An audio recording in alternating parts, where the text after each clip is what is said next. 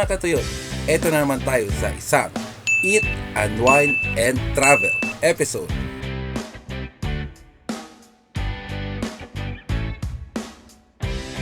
Chinese have greatly influenced the culture of Cebuanos. For this reason, many Cebuanos have already adapted to a number of Chinese cuisines, such as those delectable spring roll, also known as lumpia. In the neighboring city of Cebu, there's a local diner that has been truly loved and supported by its locals. Lumpia ni Senya, located just outside the gate of St. Alfonso's Catholic School, is a humble store owned by Gertrudis Tendon, who's been fondly called as Nang Senyang by local customers. She has been known to sell lumpia in order to augment the finances of her familia. Hence, the term lumpia ni Senyang. Based on my experience, there's actually nothing special with the lumpia ni Senyang. Say what? It's typical crunchy vegetable spring roll that has been deep fried. However, what totally makes it worth tasting is the sauce. The spicy sauce that goes together with those spring rolls are to die for.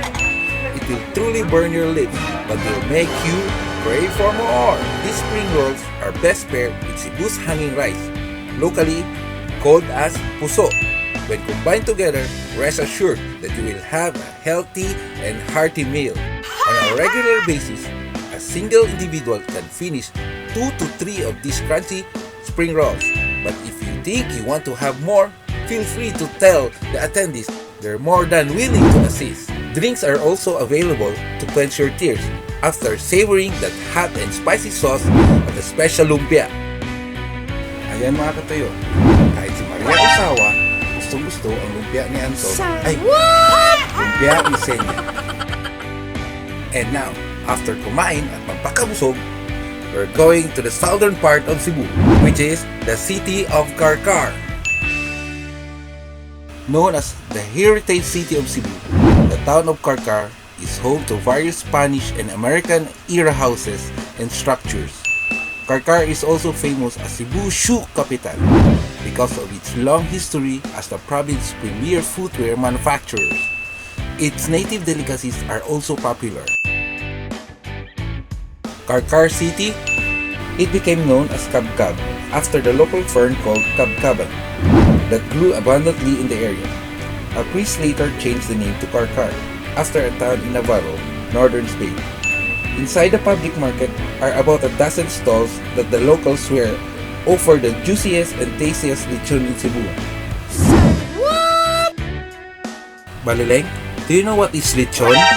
Lechon is a pork dish in several regions of the world, most specifically in Spain and former Spanish colonial possessions throughout the world.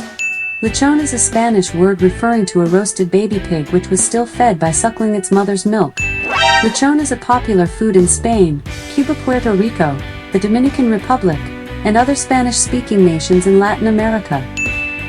At syempre mga KaTuYot, huwag kalimutan ang Carcar Chicharon, ang the best na chicharon. Matapos tayo sa mga putok-batok ng mga pagkain, pupunta naman tayo sa Badian, Kawasan Falls.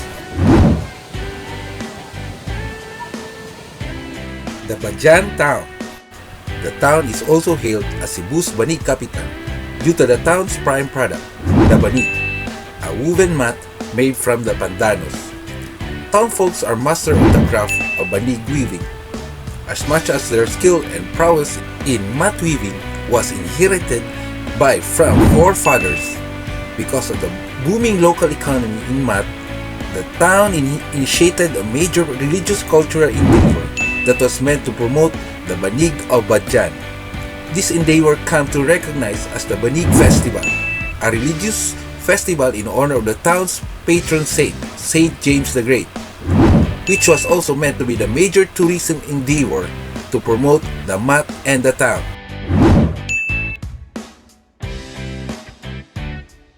Particularly, Badian is known both locally and internationally for its canyoneering activities, such as river trekking, falls jumping, and also the beach area that have fantastic panorama and sandy beaches. Located 97 kilometers from Cebu City, it's an excellent atmosphere and the beautiful surrounding provides guests with breathtaking views. Holiday vacationers and newlyweds will find the resort relaxing and in its own surrounding, the room breeze stroll to the beach.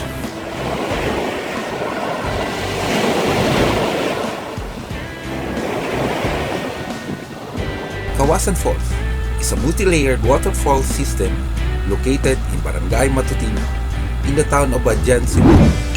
It is without doubt the most visited tourist attraction here in Badian. Famous for its beautiful turquoise water, Kawasan Falls sits at the foot of Mantalungon mountain range, approximately 1 kilometer from the national road of Badian and at least 4 hours of trekking from Osmeña Peak of Dalaguete. Its cold and clear water cascades through layers of waterfalls emanating from Cadavic Spring before going to Matutino River and the Tanyon Strait. The waterfall system consists of 2 main cascades, both with deep natural pools ideal for swimming. The first cascade stands at approximately 40 meters, while the less crowded second level has a height of approximately 20 meters and can be reached within 10 minutes of trekking. The magical landscape of the falls is very cool and refreshing, an ideal paradise to anyone who loves and want to get intimate with nature. Enjoy the cold swim in the fresh, crystal clear spring water of these great waterfalls. The waterfalls make up Matutino River system, which has been awarded many times as the cleanest inland body of water in the country. The water coming from the falls is clean and crystal clear. The riverbank will lead you to the very heart of Kawasan Falls. Along the way, you can view several wild tropical plants, birds, and monkeys. The area is surrounded by lush, green rainforest and its magical landscape is a true paradise. At the highest accessible point, the source can be found. It is called Kabukalan, the source. The fresh water rushes from a small cave and pours over the stones. Climbing up the Kabukalan needs a bit extra energy because it's quite far from the second level. A very popular activity to do at Kawasan Falls is canyoneering. It costs around 1,500 pesos and you will spend around 3 hours jumping in and out of the falls and into the Matutino rivers that flows through. Maleleng, can you describe me a falls? A waterfalls? A waterfall is a point in a river or stream where water flows over a vertical drop or a series of steep drops. Waterfalls can be formed in several ways, but the most common and popularly accepted method of formation is that a river courses over a top layer of resistant bedrock before falling onto softer rock, which erodes faster, leading to an increasingly high fall. Ah, yun naman pala. Eh bakit ikaw? Di ka pa na-fall sa akin. Maleleng, let's talk about the name Badian. The name Badian is said to be coming from the plant called Badian. This is an edible succulent plant that is quite abundant in the area and mostly in tropical regions. The story has it that a certain Spanish officer could not pronounce correctly the term Badian, which is Badian, due to language difference. Anyway, that was the story being told and how the municipality is still being called today. In 1825, Badian got separated as a parish from Barili during the Spanish occupation. Changes have been done to its unique church, such as separating the belfry from the top of the structure to its side to remove the pressure on the 3 columns. Badian population has a significant degree of educated and professional people. Some has skills on various sorts of trade and crafts. You can find various shops that display products such as furniture, home decors, and other local products that skilled and professional members of the community has been producing.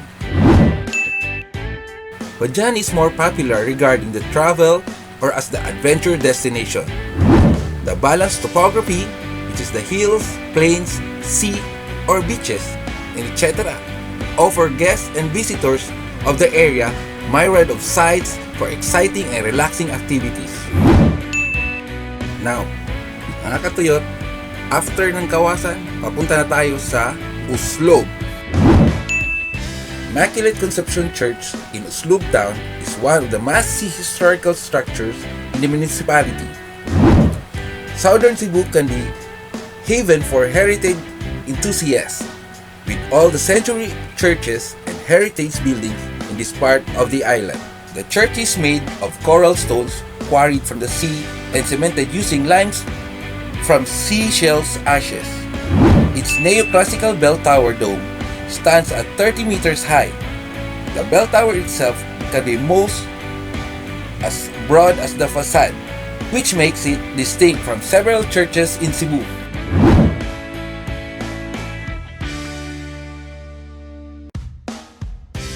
The building commenced on May 4, 1830. It was Bishop Maranon who prepared the plan, while Father Berhemo selected a place for the church building. Berhemo supervised the construction until the church was completed in 1848. The completion of the church was also due to the support from the residents of Santander and Nueva Cáceres, the neighboring towns beside the residents of Oslob itself. Back in 1942, the church was burned by Filipino guerrillas, but was restored by the residents of the town. On November 7, 1955, the church had been ruined again when a fire devastated it. The fire destroyed virtually everything within the church. Just the picture of Immaculate Conception has been spared. The town folk supported in renovating the church, and the restoration attempts were finally completed on December 10, 2010. Though some of these churches were restored after being destroyed for various reasons previously, a lot of the facade have remained relatively the same. One of these churches is the Immaculate Conception Church of Oslob. Oslob, Cebu is a small coastal town with a population of 30,000 people. It is a hub of activity with several tourist attractions to offer to the hordes of visitors who stop by. It is most well known for being one of the best spots to swim with the whale sharks. Balileng, do you know about whales? The whale shark is a slow-moving, filter-feeding carpet shark and the largest known extant fish species. The largest confirmed individual had a length of 18.8 meters. The whale shark holds many records for size in the animal kingdom, most notably being by far the largest living non-mammalian vertebrate. Balileng, what is whale watching? Whale watching is the practice of observing whales and dolphins in their natural habitat. Whale watching is mostly a recreational activity, but it can also serve scientific and/or educational purposes. A study prepared for International Fund for Animal Welfare in 2009 estimated that 13 million people went whale watching globally in 2008. Whale watching generates $2.1 billion per annum in tourism revenue worldwide, employing around 13,000 workers. The size and rapid growth of the industry has led to complex and continuing debates with the whaling industry about the best use of whales as a natural resource. Balileng, do you know how to speak whale?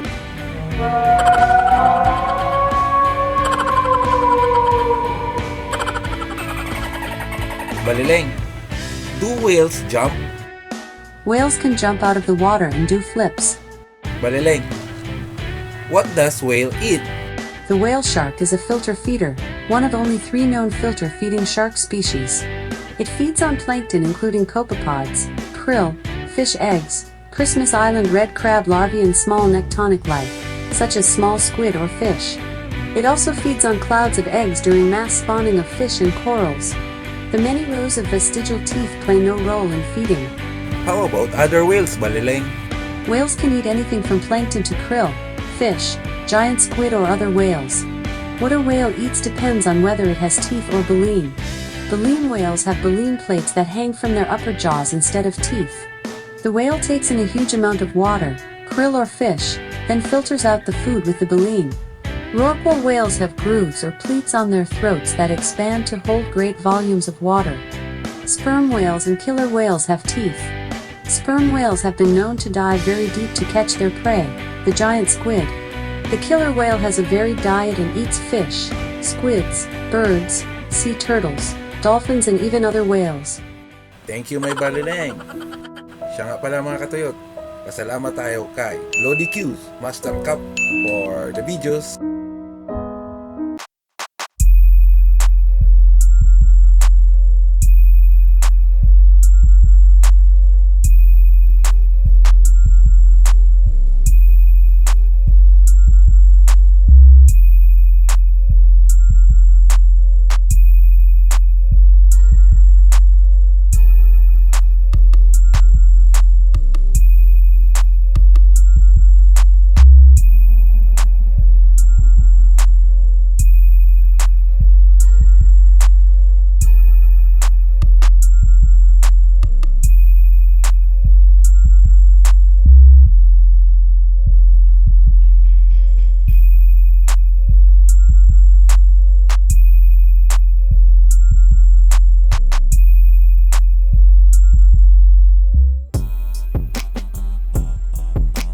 KaTuYot, don't forget, hit like button and subscribe. You can also leave a comment. Thank you. Of course, anytime.